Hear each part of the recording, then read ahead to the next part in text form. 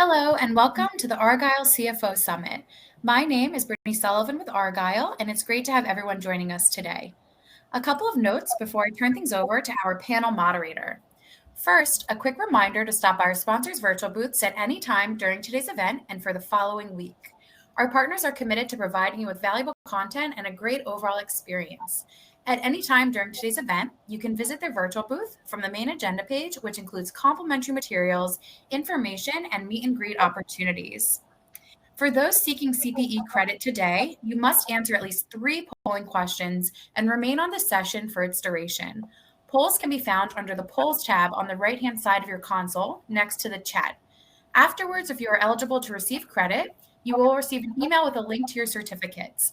If you have any questions on credits, please email cpe@argyleforum.com. To ask questions throughout the session, simply type into the Q&A chat, and we will address your questions at the end of the session. Now, without further delay, I would like to introduce our moderator, Jason Mount, Senior Director of Finance at Thermo Fisher Scientific. We're excited to have Jason and our panelists with us for a panel titled Growth Strategies for 2024 and Beyond. Welcome, Jason, and over to you. Thank you, Brittany. Good morning, good afternoon, everybody.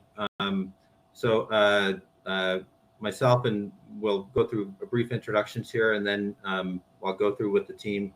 We have some questions which we'll go over, and we'll leave time at the end as well. If there are any questions, feel free to put them in the chat.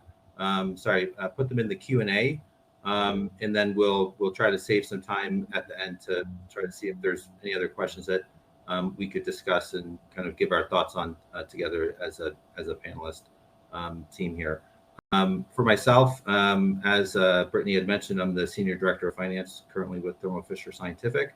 I've been with Thermo Fisher Scientific for about 7 years now, predominantly kind of as a FP&A leader for a business unit in a division, basically overseeing kind of end-to-end P&L, as well as the overall financial performance for the group. Previously, I was at a couple different companies, including in different industries, including Logitech, as well as spent about 9 years at Honeywell. So now we'll start with introductions for the panelists. Harold. Hi, everyone. My name is Harold Valdez. I'm a manager of finance strategy analysis at Netflix. I've been here coming up in 3 years, and previously I had about half a decade experience consulting across the whole industry. Good day, everyone. My name is Thomas. I'm CFO of CRISP here in Atlanta, Georgia. CRISP is the nation's fastest growing law firm growth company, focusing on brand videos, social campaign management, and law firm business coaching. Hi, everybody. Anaïs Lampa. I am the SVP of Finance for Pluto TV, which is Paramount's free ad-supported streaming service on the television side. My background is really around like tech, media, and entertainment. I spent quite a few years before this taking some of the world's sort of most loved brands public, including Sweetgreen and Spotify. And I now lead the finance function at Pluto TV, which saw an unbelievable amount of growth over the last 4 years since I've been here. And I'm based in sunny Los Angeles, California. Hi, everybody. Monica Tishelchuk. I am currently a principal consultant in Skya Solutions. Prior to that, my experience has been mostly in life science, biotech, working at Novavax, but also for nonprofit prior to that. I'm bringing here experience with a global FP&A, and I'm happy to be part of the conversation. Welcome, everybody. Thank you, everybody. So now let's go in right to the questions, and this will be more of a discussion as well. So there's several questions that we have, and why don't we start? One of the first kind of questions I think that we'd love to kind of hear thoughts on is in terms of the top priorities and growth strategies for CFOs and their teams for the new year. And any thoughts or kind of comments on what that would be for 2024. So maybe Thomas, why don't we start with you? Yeah, Jason, sure. I'll take that one to start. So top priorities and growth strategies that CFOs across the nation and globe are looking at, from my perspective, is digital transformation and technology investments. So that would be acceleration of the adoption of AI, very hot topic, as well as business intelligence for that improved efficiency and decision making. It's very important to invest in financial technologies, and you can enhance your analytics, reporting, and strategic decision making that way. I know, Crisp, we are looking to enhance our business intelligence process. We're actually actively hiring for a director of business intelligence, and we're looking to implement data warehouse and a new BI tool this coming year. Along with that, cybersecurity is always a topic of concern every year. So as far as Crisp is concerned, we always go through our audit checklist. We make sure the backups are working. We have correct updated internet policies. Antiviruses are the best available. Going down the list, cost management. This is anybody in finance goes through this. Implement those cost reduction and operational efficiency measures to improve just the overall function of the company. We see it a lot in tech industries, that tightening of the wallet, as they say. Also, we're looking at revenue diversification. We're not just, as a business, you don't want to rely on one stream of revenue, same in your personal life, so expanding to new markets. And then ultimately, finally, it would be really stakeholder communication, focusing on making sure you're delivering adequate financial results and clear expectations to all the stakeholders that are involved in the finance company. I'll pass it on to anyone else on the panel who wants to jump in, or wherever you want to move on with, Jason. Yeah, I can jump in. Thomas, I think you brought up a very hot topic. AI, generative AI. I think a lot of us, the past year or so, have been really looking and investigating into how we can leverage this in the business. With some, right, it's pretty obvious. Like if you're in the kind of Google, Microsoft realm, it was like a slam dunk in how you could use it. For some of us, like for instance, our entertainment, it's obvious, but it's also a lot more tricky in how we apply it, with talent and strikes and everything. So where I'm going with this is we're definitely reevaluating it in a sense of what's real versus what's noise, and what's applicable now versus what's cool but may not be useful for another half decade, for example. So I think like when we're thinking about growth strategies, we're trying to invest money and where it makes sense. And a lot of that has to do with like, where does it make sense for your core business? You brought up one other thing, Thomas, as well, in terms of business intelligence. Is that kind of talked about as a priority, or any thoughts from anybody else specifically regarding how to improve the BI capabilities of your team, and if that's something that's a focus area for 2024?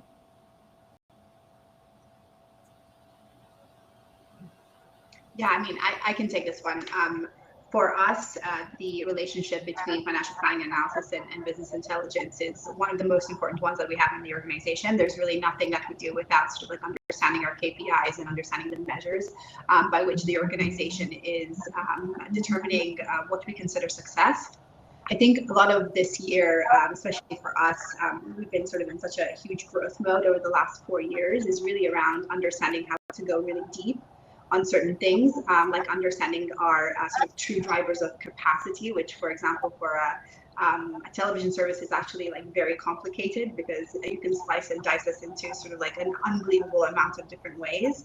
And so our relationship with business intelligence is really sort of, I would say, centered around working together to give them the true understanding of the business, so that they can use their technical skill sets in order to best answer like true real life questions.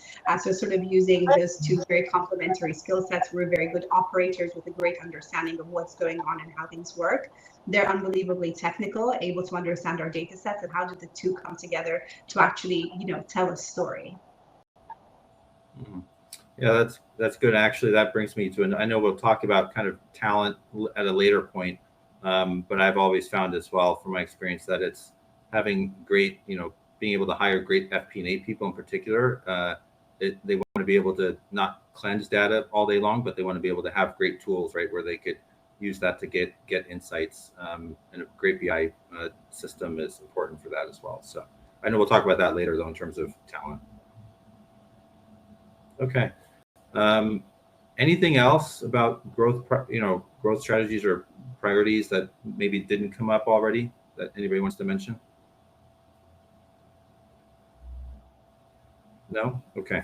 We can keep moving on. So, okay. So I think, all right, in terms of from your different experiences, and we have a pretty diverse background in terms of the companies and kind of where each of you guys are working at and your experiences. How can finance teams successfully reevaluate their needs and reposition their organizations for long-term success? And please share any examples that you may have. Yeah, and I can jump on this one. I think starting at a high level, you really need to have it helps to have a culture where you're setting kind of like a ownership, accountability mindset. I think with like the finance org specifically, unfortunately, we can be seen as like service people, right? And then sometimes that doesn't help. Instead, with setting up a culture of being like a co-pilot to the business helps kind of set that accountability and the mindset of we're both doing this together and not just the business making decisions. So I think with that, when you set the culture, you hire the right people, and we're going to have a section on hiring and getting talent and how to assess that. But let's assume you have the right talent, you have the right people that really embrace that culture and have the skill sets. Then you can get into a situation where people or your team is empowered to make decisions on the fly and kind of reassess things, as opposed to kind of go, fall into groupthink and not really challenge the status quo. So when you're in that position, I think you need to constantly reassess, where are you realistically now? Where are you where you set your goals? Where are you in the market? Where are you with like the economy overall? Kind of what is happening, and then really point to where did you want to be or where do you want to be, and really assess that gap. So when you have situations where you're investing in particular projects or initiatives, whether it's financial systems, accounting, or more broader strategic bets or things like that, you're able to really look at the facts and the data that's coming in. And if it doesn't make sense or it's starting to turn sour, then you can pivot. You can make decisions to start, reevaluating and kind of reinvesting in other areas that might make more sense. So I think when you have that, and when you're a co-pilot and you're accountable, you can have those more discussions with your business leads, as opposed to kind of, being, a little fearful or not as empowered as to kind of push them in that direction. So I think like real world examples, I think a good example of pivoting, everyone's familiar, maybe some of you are familiar with, Netflix a couple years ago, or the whole entertainment industry went through this landslide of challenges with the stock market, basically saying, hey, growth is not happening anymore. Memberships anymore. It has to be a more diversified revenue. We heard that, that feedback, and our stock basically plummeted at that point. But as a business, we were able to sit there and start asking those questions, making the hard decisions, and really looking at, hey, we said before we're not going to get into ads. Well, we need to challenge that now and get into ads. And that kind of thinking, and from the ground up of being able for our leaders to hear us and say, we see the opportunities in these particular areas, let's pivot, let's go there, and let's do it quickly. Having the right talent, having that mindset of from the ground up, being able to feel that you own a particular part of business allowed us to pivot very quickly and essentially, launch other areas of opportunities, to Thomas's point early on, diversifying revenues, which was something that, in our culture was like longly held, that we wouldn't get into ads, we wouldn't crack down on password sharing. So, so far it's been a success, and it really is a testament to being able to have that culture and being able for all of us to feel empowered in how we're running our business. Yeah, I can jump in. I think Harold's got it right. I think really it comes down to the age-old SWOT analysis. Make sure as a company, every year you go through your strengths, weaknesses, opportunities, and threats, and all those things will funnel out. And then you get your team involved, and it's all about execution from there. So I think that's succinctly how I look at it. Make sure you run the SWOT analysis every single year, and that's it. And maybe what are your thoughts in terms of how the finance team is kind of what part they can play in that as well, Thomas? Yeah, I think to Harold's point, they're co-pilots. The finance organization is co-pilots. Typically, you see things through numbers that you can't see otherwise. Finance is typically the organization that tends to ground the sales team, tends to ground the marketing team, and it's one that puts up the red flag if there's issues right off the bat. So it comes down to being a partner. You have to have a seat at the table during that SWOT analysis and your strategic planning. But that's where finance can really shine, because you have models that predict out to the future. And during those analyses, you can bring up those things that you see. So I'm with Harold as a co-pilot along the journey of the business. Yeah, and I will also add to that. To me, always you were totally right, both of you. Totally agree with you. Finance being the integral part of the business, being the strategic business partner, helping understanding the data and analytics behind, but also the big thing that's happening right now, while we're talking about AI and other tools, is access to information, right? The sooner we can provide analytics to the business, the sooner they can start making decisions. And I think that goes back to what Anais was referencing, and I think Thomas, you were as well, in terms of business intelligence being a priority for, at least Thomas, your organization, right, for 2024. That's right. Yeah, we're actively hiring for business director of business intelligence. So yeah, if you know anybody, let us know. We heard you initially. Yeah. Yeah, and I also want to add to this. I think one very valuable piece that a finance org can offer is being like a strategic partner.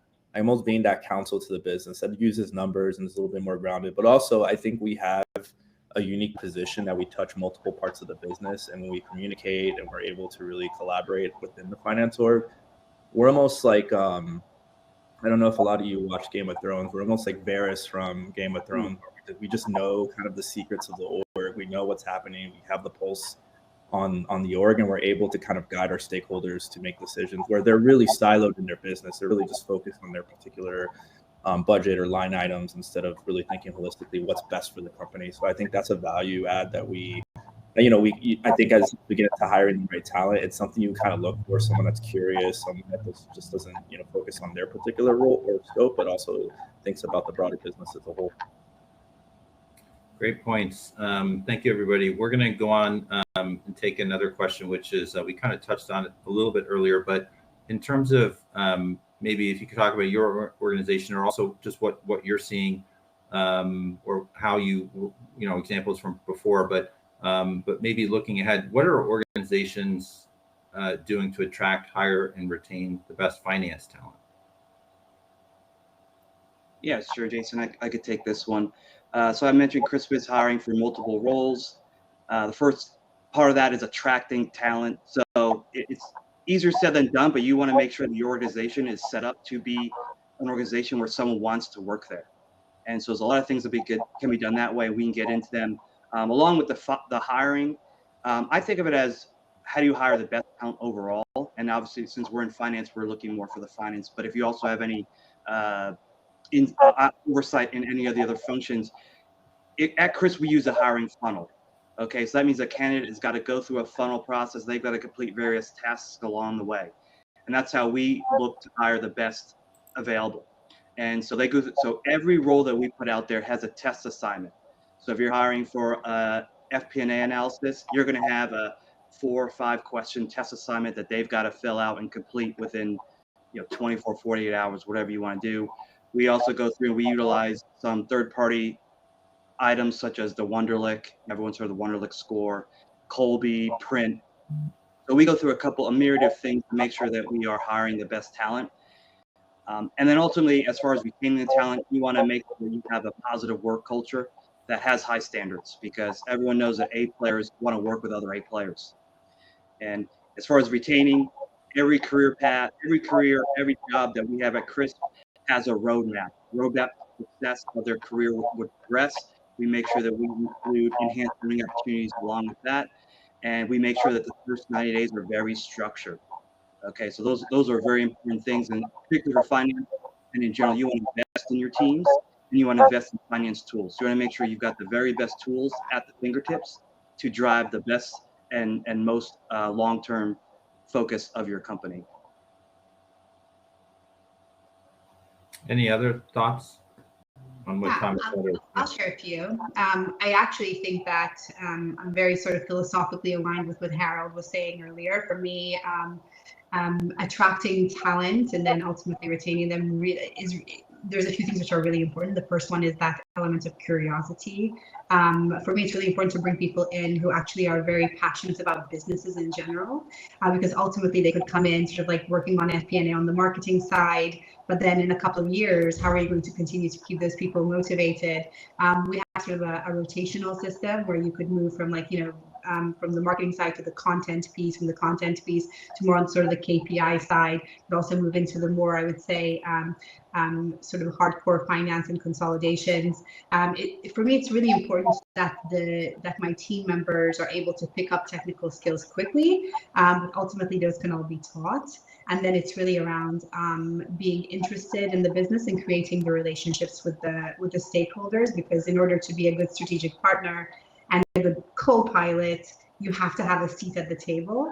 And in order to get that seat at the table, the business actually has to see the value in having a finance representative sort of, at their team meetings, at their offsites, and sharing sort of those thoughts and strategies before they are, sort of like up for approval. So sort of thinking about them really in the seeding stage.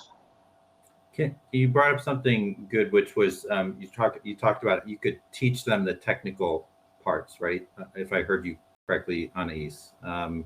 If I did, can you kind of expand on that? And then I'm thinking like the technical skills versus soft versus hard skills. Yeah. Absolutely. So, for example, I'll just give you an example of what we use here at Pluto. So we are around the Google Suite. So a lot of people who are coming from sort of traditional media, especially, have never even used the Google Suite before. They're just like Excel. So for me, it doesn't really matter what type of skill set from a technical perspective they're coming in at, because most people are going to come in and actually get trained.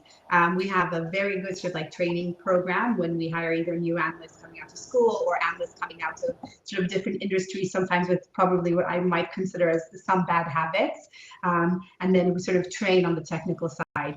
What I have noticed is that spending a good 3 months in the front of the hiring process, especially on the more junior side, has really been able to yield a lot of benefits on the back end. Today, a lot of our FP&A sort of deliverables are all tied through a very intricate web, which are mostly automated using, BI, using Alteryx, and a very sort of simple Google suite of products actually allows you to do a lot of things on the technical side. Once that's up and running, the real focus on the growth on finance, FP&A, and operations for me is understanding that business. What are your leading and lagging indicators, and how do you work with the business in order to share with them the bird's eye view that you may have and they probably don't, right? So, yeah. Okay, good. Any other thoughts on that? Otherwise, I had another follow-up question. Yeah, just one more thing here. Just what I've been seeing too. The big one has been also, right, with attracting the talent. There's just this one side, right? Like we all will be in the office collaborating versus I would like to have flexibility. So from perspective of attracting talent, just generally, not even for finance, but also for finance too, right? The market seems to be very competitive for the good people, right? The important part is just to really understand everybody's situation and evaluate, right, how this applied to the current company's culture.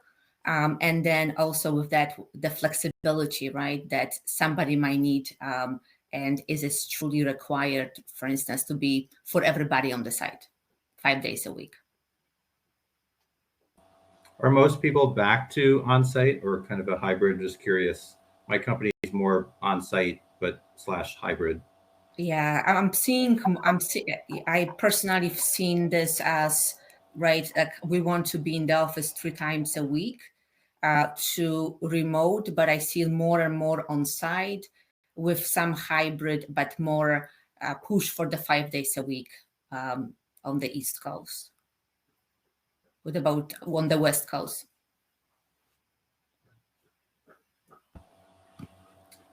Okay, thank you. Let's keep moving on then. So maybe another kind of question to kind of get your thoughts on is in terms of how are like organizations adapting to new environments, and trying to focus on doing more with less, which has probably been a hot topic here recently with a lot of the downsizing and restructurings, which some of us also may have kind of gone through most recently at our companies.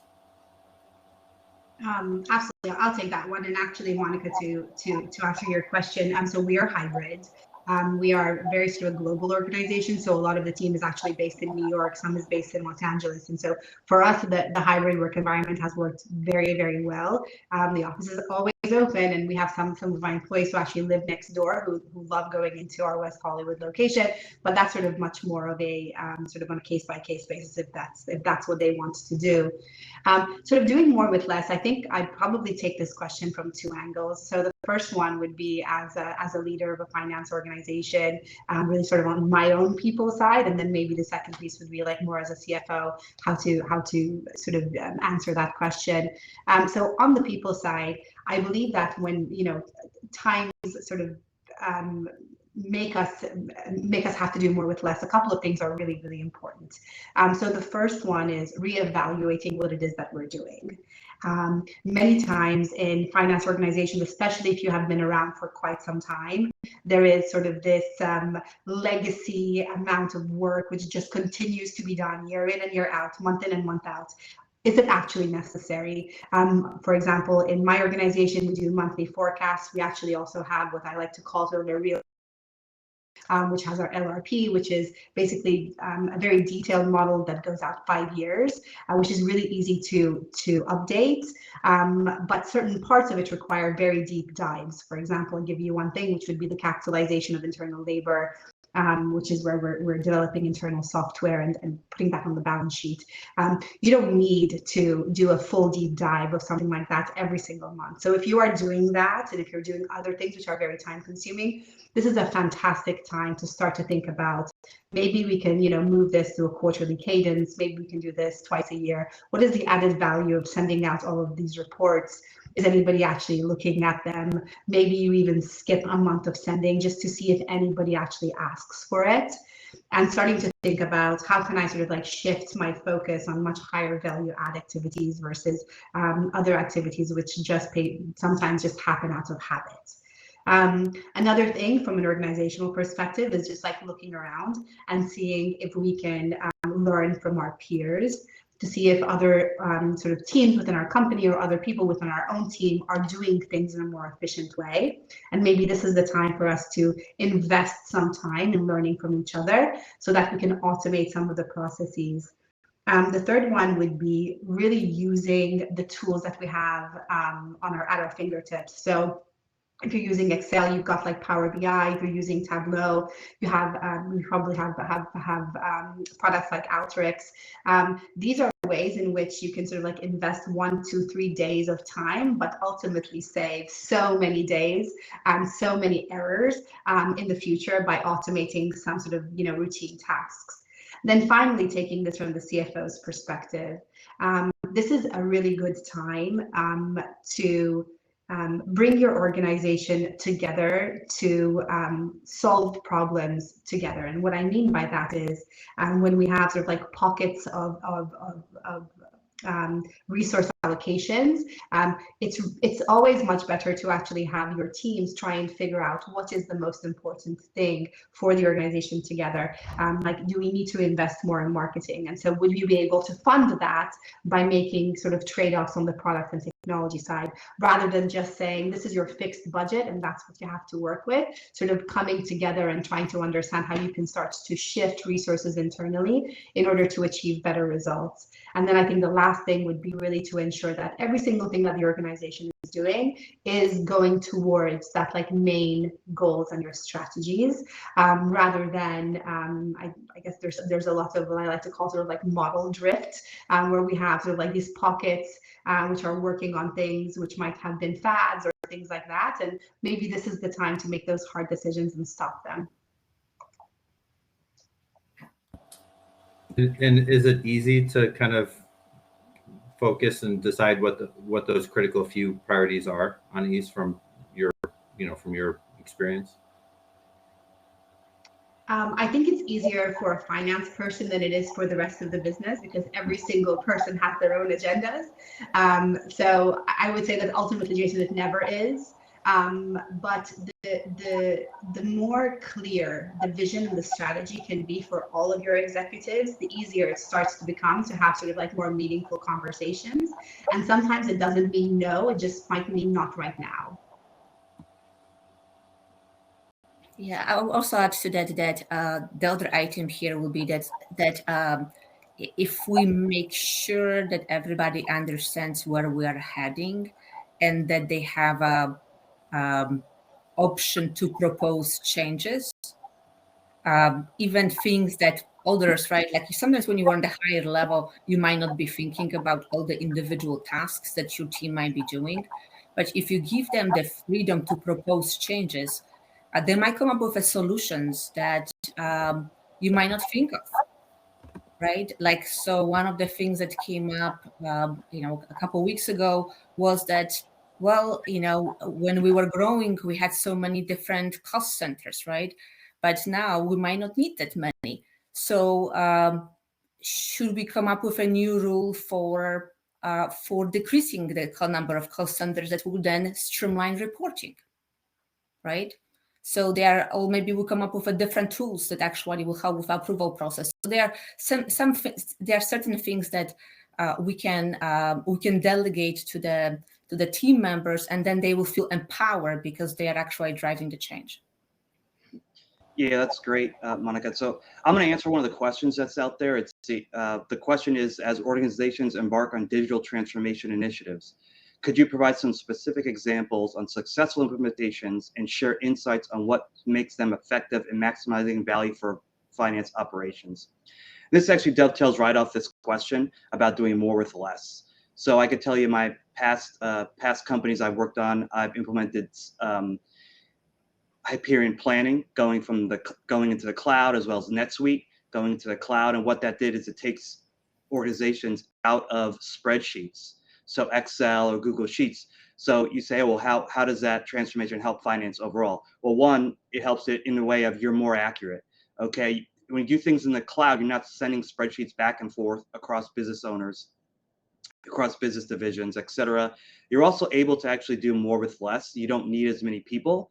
And so it's a twofold process there. So what you want to do is evaluate your current structure of your company. If you are doing a lot of your forecasting, budgeting in spreadsheets, figure out if it's a cost benefit to go into a cloud-based solution. There are a lot out there that are on the inexpensive side. Of course, any Oracle product gets kind of expensive, but ultimately the transformation, one of the very first ones can be going into a cloud-based forecasting tool that will help you become more accurate, share data better, and reduce employee headcount.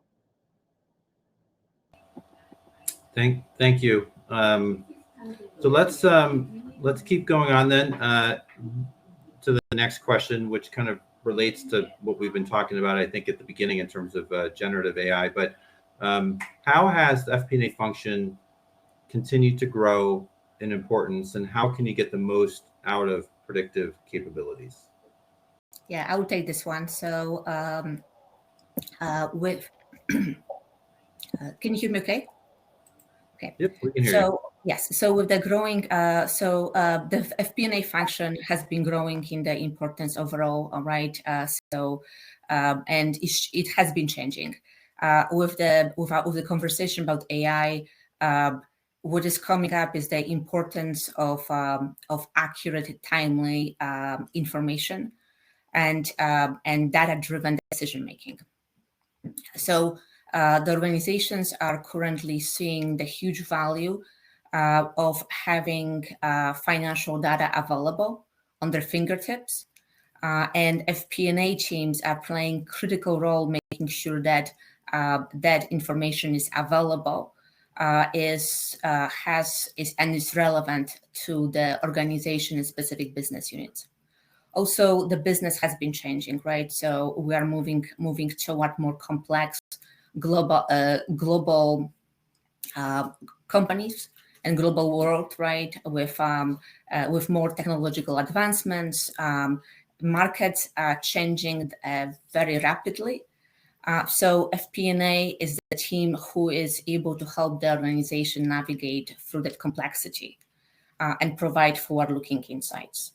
The big one that we talked about earlier too is that ability for the business unit and for the executive management actually have a strategic partner who is able to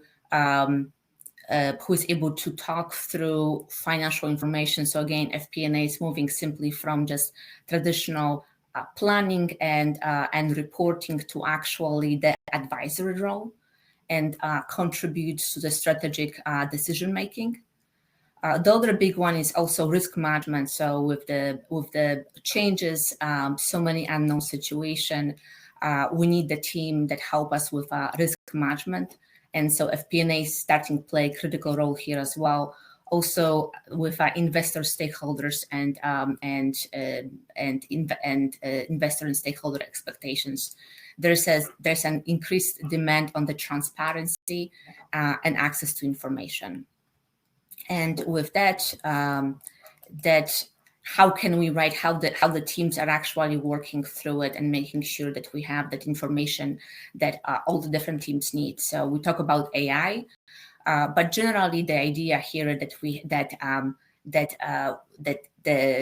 the leadership team have actually access to the advanced analytics and technology.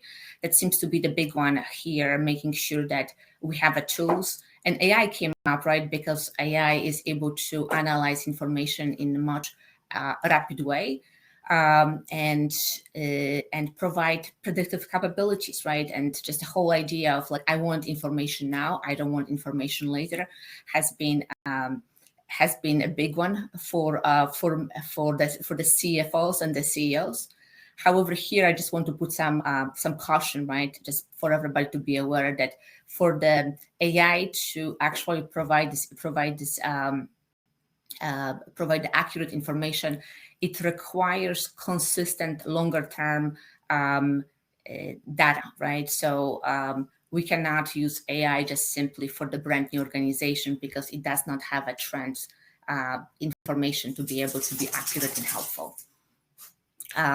Additionally, the big one here is that with the capabilities for FP&A, that what's coming is also that not only FP&A tools, right, accounting tools, but also the big idea of XP&A, which is that ability to integrate different data sources, not only from not only ERPs, but also possibly headcount, right, data from sales, data from personal information such as headcount, and that will help us with a better forecast, right? So if you have all this information in one place, you are able to use the financial modeling that gives you inputs, and then also work with the cross-functional, right, with all the departments, making sure that they are able to provide you with inputs and work with them together. So because those assumptions and inputs change rapidly, and they are also that will also help with the scenarios planning, right? So the big role of FP&A with the predictive analytics is not only AI, but also the ability to develop scenarios, right? Scenarios and sensitivity planning as well. So with this one, I would just say that the big one here is also making sure that the modeling is up to date. And then we still we are involved with the business and also with to ensure that the inputs and also accuracy of the information is still there. I can pause for a moment. Yeah, and you brought up some of the tools, but I'm just curious, like I think I heard you mention Hyperion planning, and there's different levels of that as well in use, but maybe is there any certain tools for Monica or any people here that you guys really relied on and think have really helped from a predictive capability perspective? Yeah, so like I'm a personally big one on adaptive insights. That seems to be the tool that is very flexible and also have predictive capabilities with a growing biotech company or maybe others who are rapidly growing and they don't have a consistent trend data. It is a bit more difficult to do a predictive analytics. But that's a definitely very good tool. I would just say in those cases, I would just stress using a scenario and sensitivity analysis. Any other tools from anybody? Otherwise, we can a couple more questions we're gonna want to get through. No? Okay. Okay. In terms of finance processes, we've touched on this already a little bit, but not so much systems, but more from a finance process perspective. What's the most important ones to automate or update first? I can take this one. So I think that depending on what it is exactly your particular team is doing, I think if you're looking at sort of like a CFO role, there's probably certain things like AP, AR. Those are really, really important things to focus on automation, just because as your company is growing, those are just things you're just going to have to continue to just like add more people to if you're not scaling them, if you're not using tools. Now, sort of like looking at sort of more, I would say like strategic finance, FP&A side, it's really around the things which are recurring, right? So if you're having to do something every single month, then that should be fully automated. If something has a very high stakes of audience and is potentially, so think about like your financial reporting, for example, that needs to be automated because you cannot afford to have a human error coming into these things every single month. I would say that, so if you're thinking about sort of the Maslow pyramid of needs, like focus on the items which are going to have the biggest bang for your buck, focus on those first, and then go up in the chain.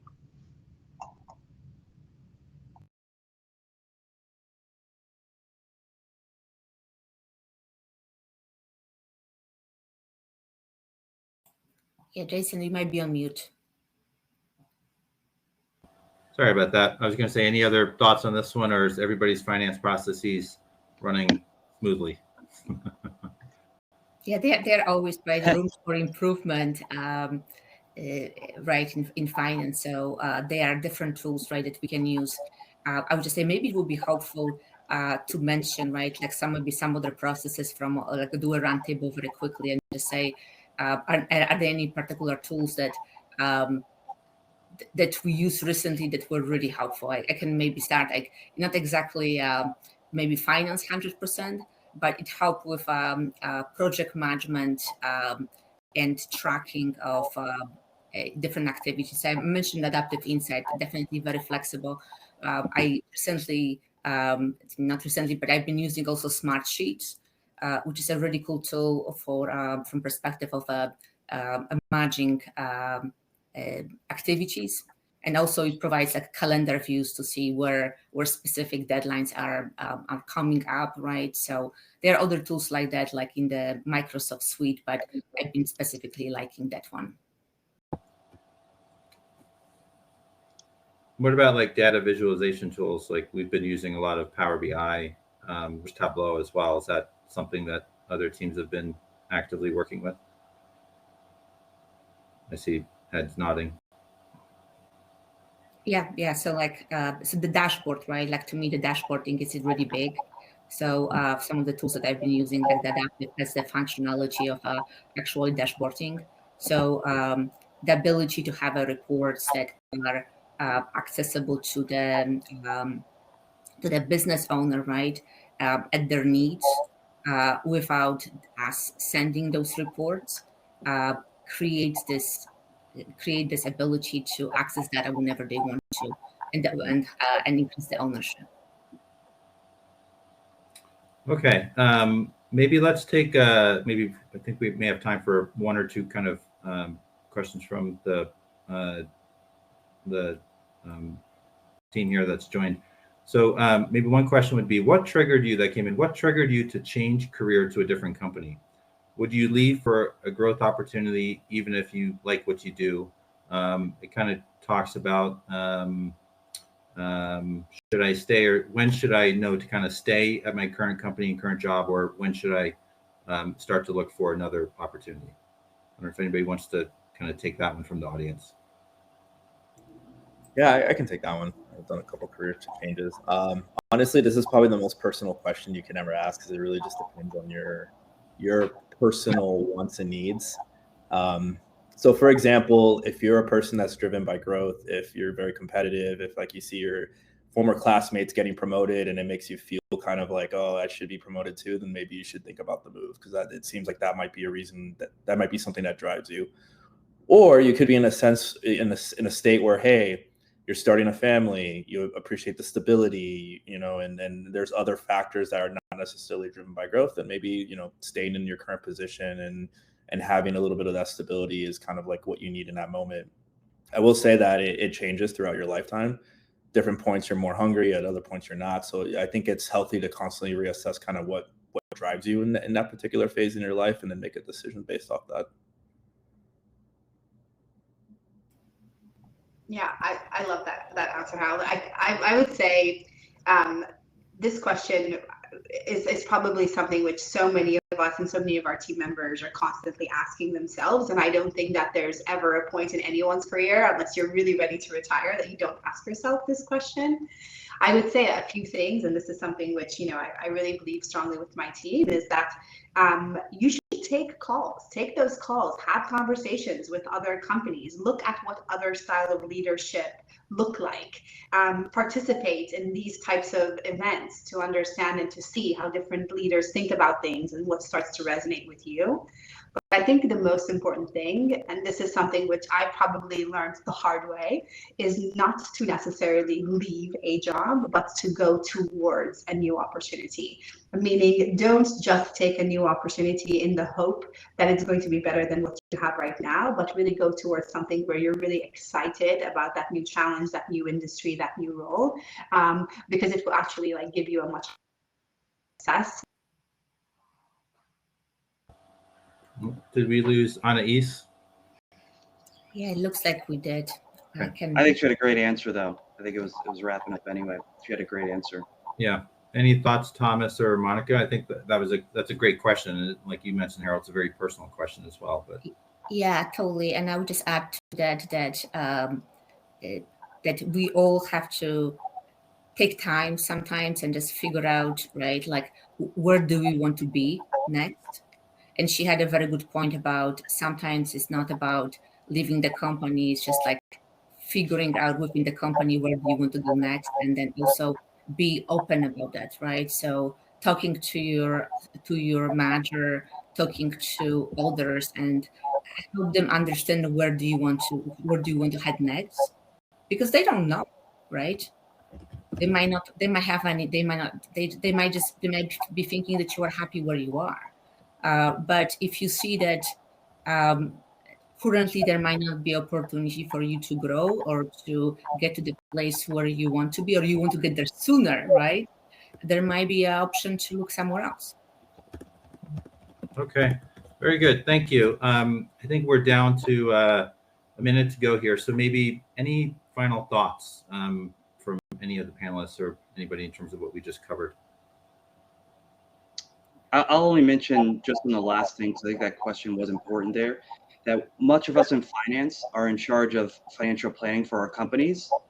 It is incumbent on you to financially and overall plan for yourself. Always have your journal, always go over every year, figure out your goals. I know not necessarily a New Year's resolution, but have your plan. And if things don't align to your plan, talk to your current job, see if they can realign, but always have a plan for yourself. And because we're really used to planning for the company, you could do both, plan for yourself as well and set yourself up for success. Very good. Thank you, Thomas. And with that, I think we will finish. I will hand it back to you, Brittany. I want to say thank you as well to all of the panelists for the great discussion. Thank you. Excellent. Well, guys, thank you so much for such an insightful panel discussion. And I also want to thank everyone else who joined us today. This session, along with all of today's content, will be made available on demand following the event. Our next session will begin at 12:40 Eastern, which will be a keynote titled How to Leverage AI to Boost Business Performance. Please click on the join button that will appear on your screen to be redirected to the next session, and we look forward to seeing you there. Thank you all so much again.